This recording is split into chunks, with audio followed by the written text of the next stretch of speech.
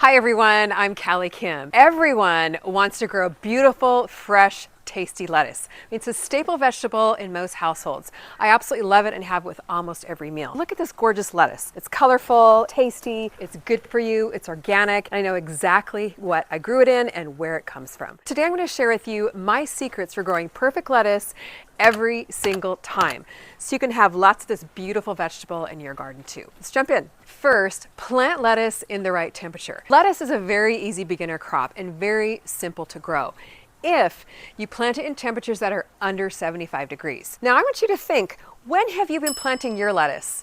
In the summertime, when it's over 75 degrees, in the 80s and 90s, and then being frustrated that it's not growing? The best time to plant lettuce is in the early spring, the fall when the weather cools off, or in the winter in southern climates like we are here in Southern California. The cool thing about lettuce is it's even frost tolerant. So if you get it established in your garden, it will even withstand some winter weather. However, a little caveat here, once it gets over 85 degrees, what's going to happen is your lettuce will start to bolt. See this one here? Looks great, but see how it's a little bit taller? What happened is we had a couple days in the mid 80s and I didn't cover it with shade cloth like I should have, and it started to bolt.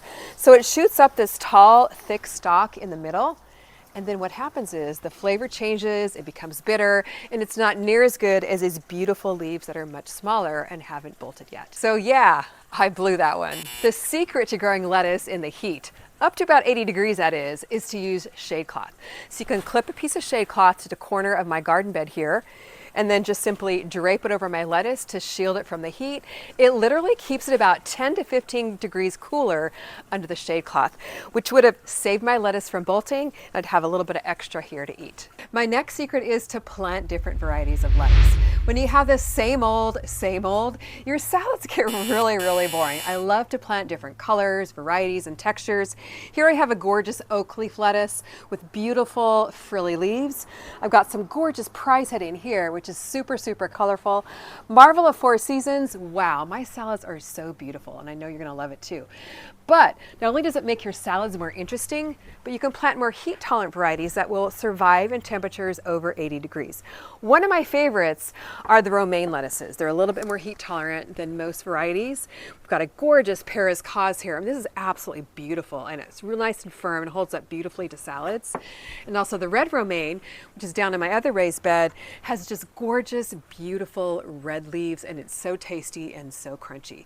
So by planting different varieties, your salads are more interesting, and you can control the heat tolerance just a little bit with those varieties that hold up better in 80-degree weather. My next secret for growing perfect lettuce every time is to use the cut and come again method, and I'm going to show you how to do that right now. Instead of pulling up the whole plant, now, how many of you have done that and then wondered why your lettuce stops growing? What you want to do is use the cut and come again method, which is simply by pinching or cutting the outer leaves of the plant. And you know what happens when you do that? It leaves the inner leaves of the plant to keep on growing back. So thus, we're cutting and it's coming back again to give you an endless, unlimited supply of lettuce during the cooler months. So I'm just going to pinch some here from my beautiful oak leaf lettuce. And I think we're going to have salad for dinner tonight, which is one of my favorite things to have. Add some hard-boiled eggs, some chicken, some peas from the garden. And this way we're going to have our perpetual salad bar that will just keep on giving back. So now I'm going to move down here to this other plant and harvest a few leaves more. This method is in my new book, The 10-Minute Gardener. You can grab a signed copy of that over on our website. Next secret is don't over-harvest one area. Instead, rotate your harvest areas. When you just harvest the outer leaves from the plant, you're allowing time for this particular area to regrow, and then you're extending your harvest window of these plants. For example, just got a nice little harvest here from Little Shorty.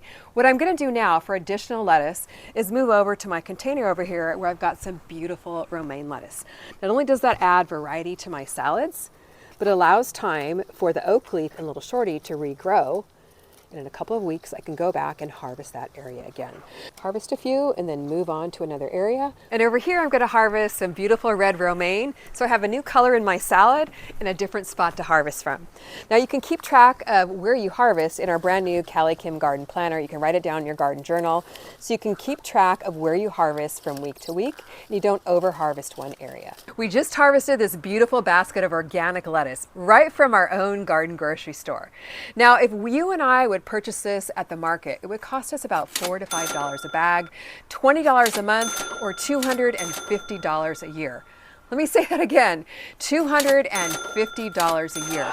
And I don't know about you, but I'd rather grow it myself, save the money. It's so much tastier and so much better for us. After we harvested, the next secret is we have to feed it consistently so that it keeps growing back and keeps on growing, so we have plenty of lettuce in our garden grocery store. And for this, we need to use a fertilizer that's high in nitrogen to help our lettuce leaves grow back quickly, and also is organic and easily absorbed by the plant. My go-to is Monterey Fish and Guano Fertilizer. Monterey and I work together, and this fertilizer is literally like a power smoothie for your plants. The fish in the fertilizer is packed with nitrogen for fresh new growth. And the guano, or bird poop, yes, I said bird poop, is a natural, organic source of nutrients that keeps your lettuce healthy, strong, and it helps it keep producing. Just feed your lettuce once a month or every few weeks in containers after you harvest, and you'll see your lettuce bounce back with fresh, new, delicious leaves within a couple of weeks. If you learned something in this video today, consider subscribing and let me know in the comments what you learned, and I will personally answer you back. The last secret I have for you today is called succession planting. Now, if you're new to gardening, you might not have heard this term. It's just a fancy term for staggering your plantings every 2 or 3 weeks in succession, so that when this crop is done, you have another crop to harvest to take its place. Because we don't want to be running out of salad this winter, do we now? Okay, it's very easy to do this. You can plant a new container of lettuce seeds. Here I'm going to pop in some of my red salad bowl. Doesn't that sound good? A little bowl of red salad right here in my 5-gallon Smart Pot.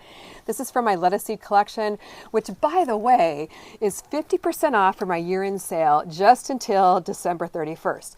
So I'm going to take a little pinch of seeds and just kind of lightly sprinkle it in here, half the Smart Pot. These are really dark seeds, so it's kind of hard to tell.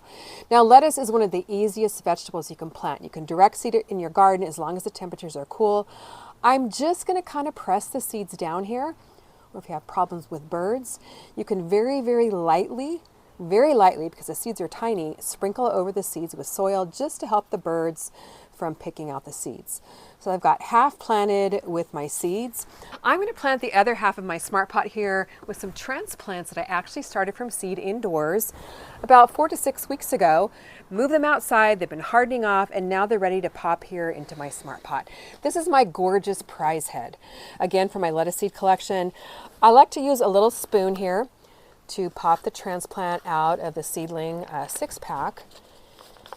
And this way I have lettuce growing at different stages of growth. Dig a hole here with my hand, pop it right in. Got beautiful growth here in my Smart Pots.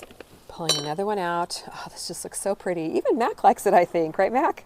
I'm gonna give it a little sprinkle with my fish fertilizer here. This will be perking up, a little bit of sunshine, and growing on its way to my plate in just a few days. I will be reading the comments. I'm excited for you. You got this. Thanks for watching. See you next time in the garden.